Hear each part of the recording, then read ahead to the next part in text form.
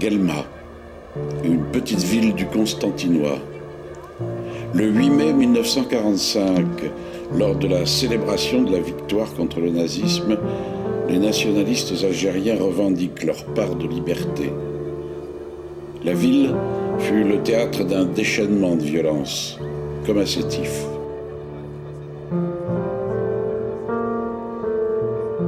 Après le 8 mai, les milices européennes de Guelma, armées et dirigées par le sous-préfet Hatchari, se vengèrent. Pas un seul de ces petits artisans, employés, ouvriers, commerçants, qui exécutèrent sommairement des centaines d'Algériens, pas un seul ne fut jamais inquiété. Il pose ici avec le sous-préfet de Guelma.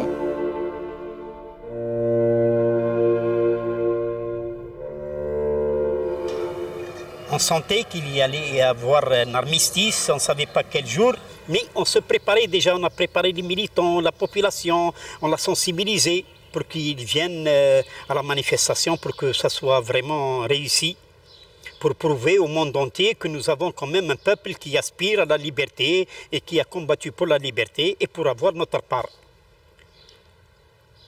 Les banderoles étaient prêtes, les drapeaux des alliés, américains, anglais, russes, français et algériens qui étaient au milieu. Les deux de là et deux de là. Et l'Algérien était tenu par Abda Ali, l'ancien avant-centre de l'Espérance. Et nous avons descendu de Carmet en longeant la rue d'Hanouna. On est arrivé à la rue, avant je crois qu'elle s'appelait Victor Bernès ou quelque chose comme ça, maintenant c'est 8 mai. C'est là que les autorités nous ont arrêtés. Le 8 mai 1945, à Guelma, je me trouvais sur la terrasse du café de M. Rigui. Et là, j'ai été très impressionnée parce qu'il y avait eu un défilé de tirailleurs à ma droite et un contre-défilé de musulmans à ma gauche. Il y avait un monde fou. C'était un jour de marché. Un mardi, on ne pouvait pas contrôler la manifestation. Et alors, quand il nous a arrêtés à Chari, il a dit « Donnez-moi le drapeau ». Abda Ali, il n'a pas voulu. Il a envoyé derrière. Et d'autres, ils se sont emparés, ils se sont sauvés avec le drapeau, il n'a pas payé. Il y a eu une bousculade, il y a eu des tirs de sommation en l'air. Et on a paniqué, on s'est dit « Mais comment, qu'est-ce qui arrive ?» Des coups de feu le jour de 8 mai. Et c'est alors qu'on nous a dit « Sauvez-vous, sauvez-vous ». Il y a des événements graves qui se préparent. Elle s'est éparpillée, la manifestation, et après les gendarmes, ils tiraient tout le temps avec des balles vraies. Et moi, je voulais rentrer ici par le théâtre romain, parce que j'habitais pas loin, à 100 mètres. En tournant la rue, j'ai reçu une balle à la jambe. Je suis tombé, il est venu un citoyen, il m'a soulevé, il m'a mis sur le trottoir, on m'a apporté une charrette, et ils m'ont emmené à l'hôpital. Les jours suivants, il y a eu certainement des répressions qui ont été montées, qui ont été organisées contre les musulmans. Monsieur Picard, officier à la caserne de Guelma en mai 1945. Et j'ai su, parce que je n'en ai pas fait partie personnellement, mais j'ai su que des camarades, évidemment, des militaires comme moi, en ont fait partie et qu'ils ont raconté des ratissages de Haïma dans le village arabe. Dans les jours qui se sont suivis, du fait que j'étais hébergée à la caserne, j'ai entendu les patrouilles partir le soir et dans la journée, j'ai su qu'il y avait eu des répressions.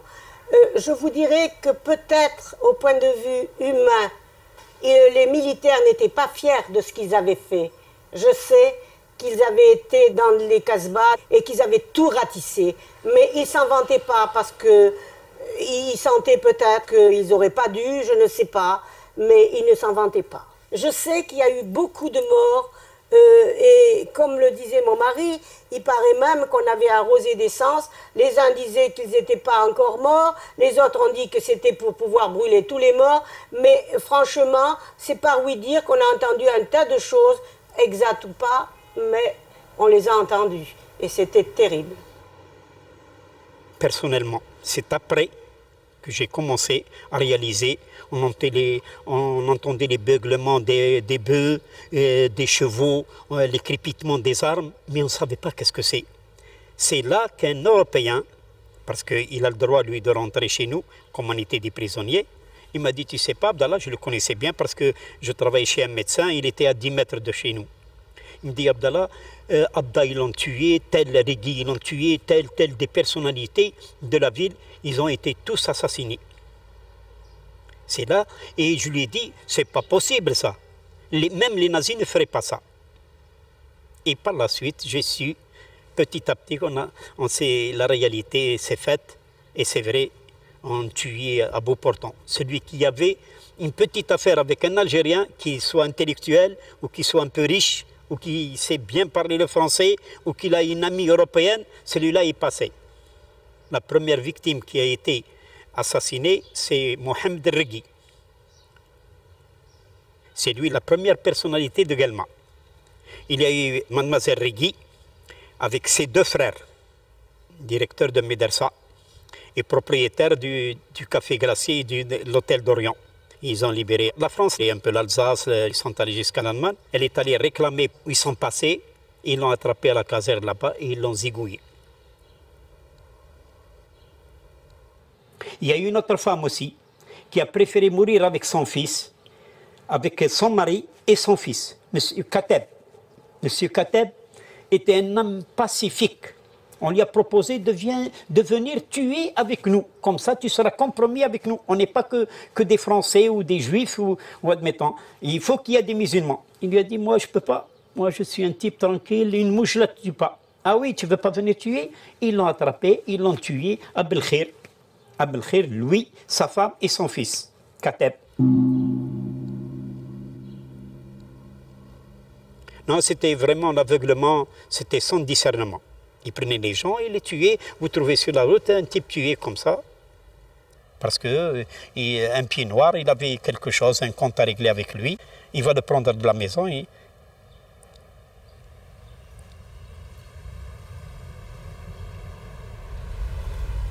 Arrêté pour avoir participé à la manifestation du 8 mai, Braham Mohamed Tahar fut extrait de la prison de Guelma pour être fusillé. Toutes les heures, on ramène les gens, toutes les heures, n'importe quel moment, même à la caserne. Nous étions 10 et en sortant de la caserne, il y avait 3 camions ou 4 camions, plein de monde.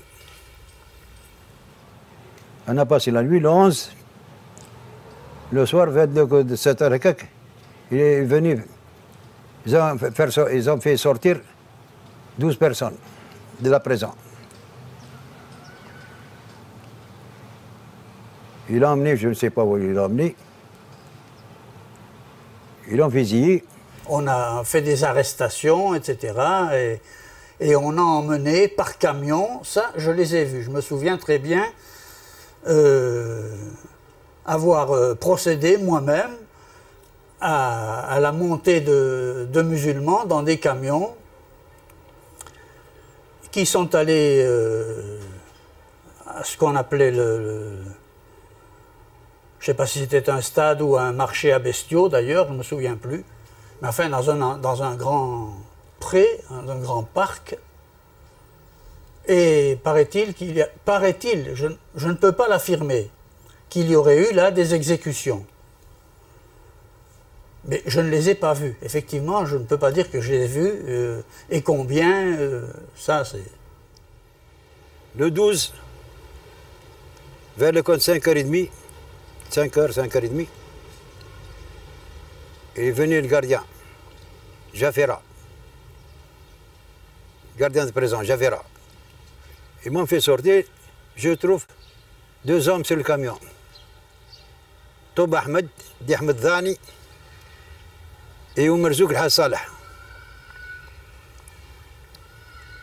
On est arrivé à la gendarmerie, on a amené encore 2 autres. Seydi Ahmed, cycliste, le frère de l'Hajmi, et Maafa Salah. De là, on a pris la route de Soukaras. En bas, dans la tournée à gauche, c'est un champ. Là, le camion s'arrête.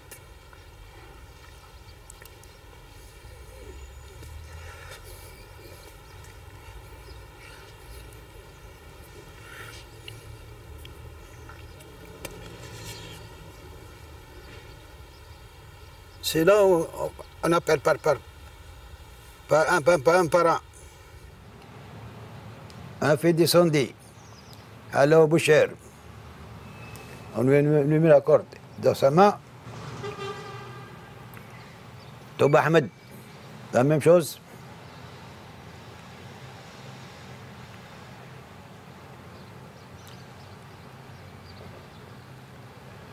Saad al-Omar,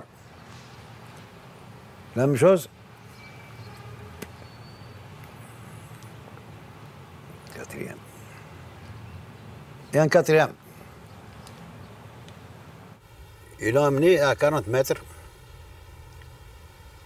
Ils l'ont attaché comme des chiens.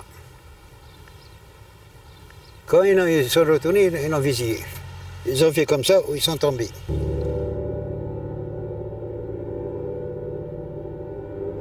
J'ai dit, moi je saute des camions. J'ai sauté. Je me suis sauvé avec Akawa.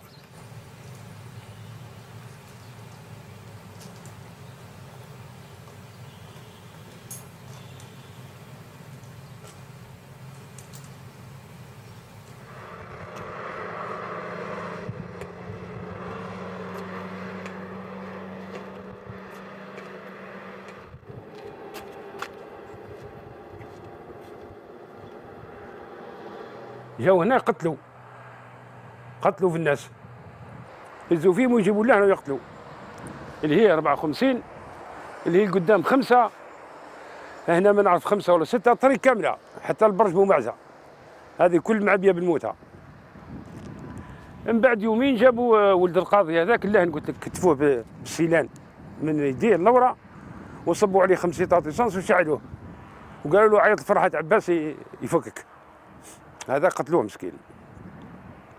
داوهم نسميوه الكارير تاع لافي.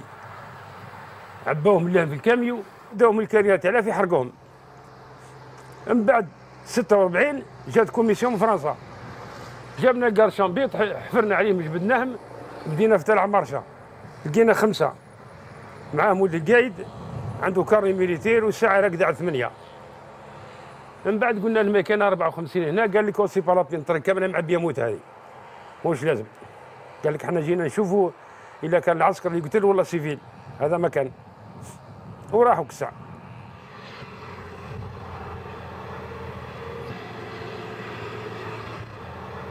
Les événements du 8 mai 45, si j'en ai beaucoup entendu parler dans la famille pendant ces événements, on n'en faisait pas état sur la voie publique. Autour de moi, dans mon entourage, soit à l'école, soit ailleurs au travail, puisque j'ai commencé à travailler à 17 ans, on n'en parlait jamais, pratiquement, jamais. Et je pense que c'était par un souci de cacher surtout ce qui s'était passé.